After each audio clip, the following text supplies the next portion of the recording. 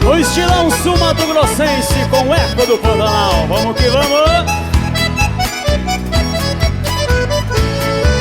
É noite de lua cheia, sapo canta na lagoa, o céu forrado de estrelas, e eu penso numa pessoa.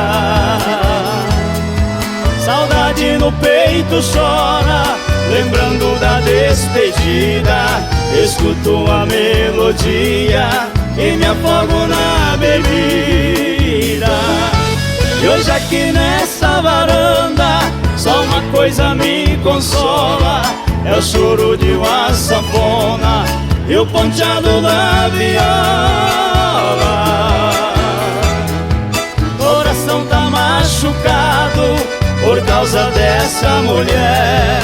Ergo o copo e solto um grito, escutando o chamamé.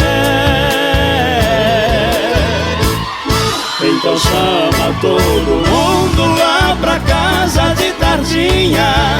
Tem cerveja e caipirinha e o churrasco tá no ponto. Portilho traz a sanfona, o chamamé é quem comanda. Em noite de lua cheia não tem coisa mais bonita, e o chamamé na varanda.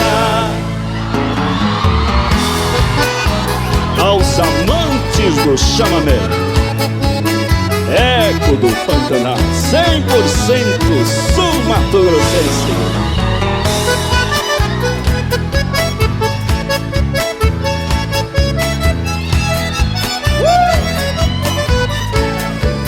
Hoje aqui nessa varanda só uma coisa me consola, é o choro de uma sanfona e o ponteado da viola.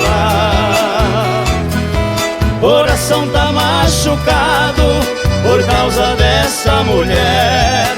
Ergo o copo e solto um grito, escutando o chamamé. Então chama todo mundo lá pra casa de tardinha. Tem cerveja e caipirinha e o churrasco tá no ponto. Portilho traz a sanfona, o chamamé é quem comanda. Em noite de lua cheia não tem coisa mais bonita que o chamamé na varanda. Então chama todo mundo lá pra casa de tardinha. Tem cerveja e caipirinha e o churrasco tá no ponto. Portilho traz a sanfona, o chamamé é que comanda. Em noite de lua cheia não tem coisa mais bonita que o chamamé na varanda.